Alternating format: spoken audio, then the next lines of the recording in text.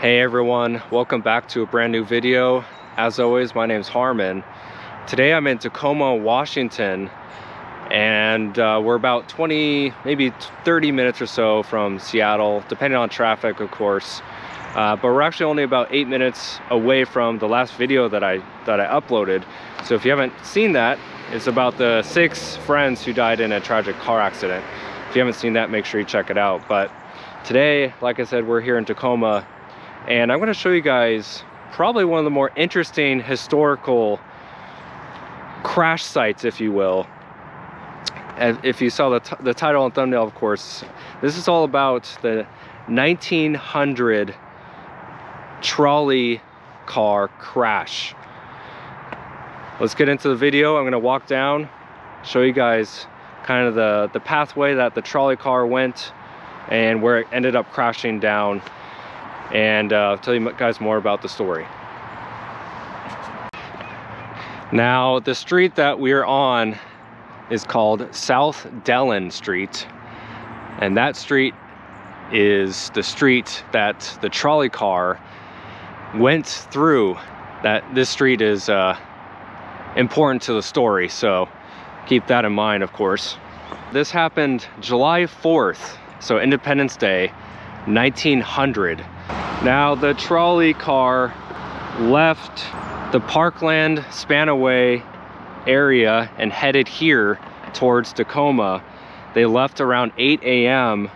with a big load of passengers. And by the time they reached Tacoma area, the trolley car had roughly 140 passengers on it, which was about 3 times as many passengers as the trolley could actually fit. So as you can imagine, it was overloaded to the brim with passengers. So the trolley car was heading this way towards us, and I don't know if you can kind of tell on camera, but it's a very, very, very steep hill that this trolley car would be on. And so they headed down this direction. Now, when the trolley car reached the top of the hill that was behind us near that church, it was required to conduct a safety stop, kind of like their version of like a stop sign, or or a stoplight, give or take. They had to stop at the top of the hill back behind us, and that safety stop was successful. And so they again continued on forward down this hill. But then something went really, really wrong. The overloaded trolley began to accelerate, as you can imagine, coming down this super steep hill. The motorman, who was in charge of course, braking and accelerating the trolley, attempted to slow it down. He even applied the brakes and even switched the electric motor into reverse to attempt to try to stop it from accelerating so fast. However, at a certain point,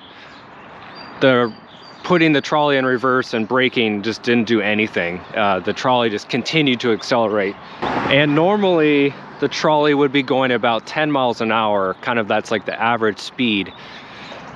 But witnesses at the time recorded that the trolley must have been going somewhere around 50 miles an hour.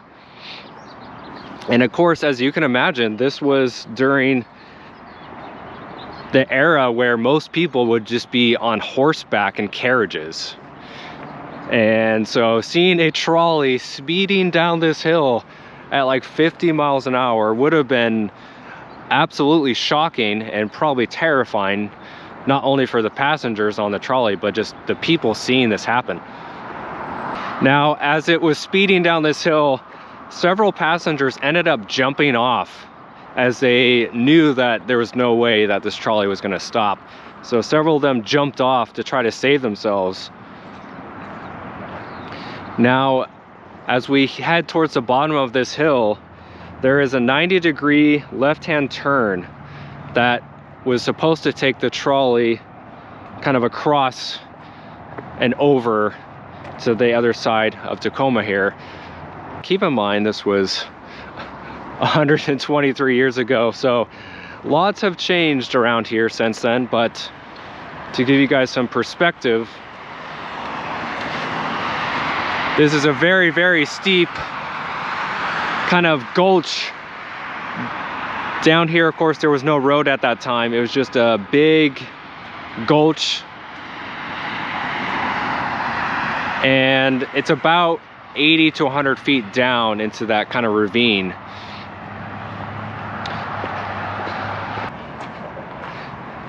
All right, this is probably a little bit better perspective for you guys. So, as I said, the trolley was heading down and attempted to make this really sharp left-hand turn to go up this kind of road.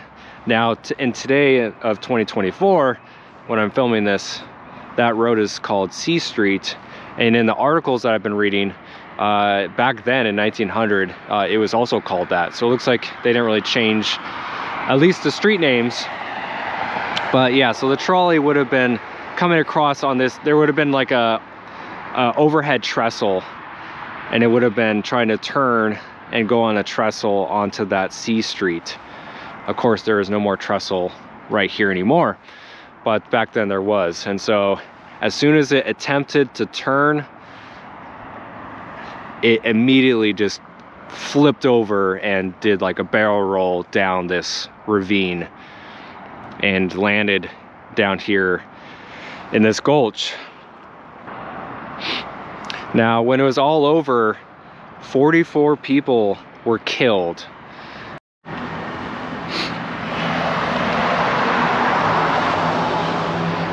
Now, I can bet you that if I asked 100 people here in this area, I would bet you that maybe only 1 or 2 of them would actually know about this deadly trolley crash. As again, it is not widely spread information, at least from what I could find. There are more articles about it now, but unless you grew up in this area, I sincerely doubt that you would know that this happened here. Now, the federal government didn't start keeping track of these crashes till kind of mid or late 20th century. And so, again, that's another reason why probably not many people know about this event, is because they didn't keep track of it till, you know, way after the actual event itself. But again, yeah, the trestle would have gone straight across over here. And so the remains of the trolley and all the passengers would have been, they would have died right kind of in this area.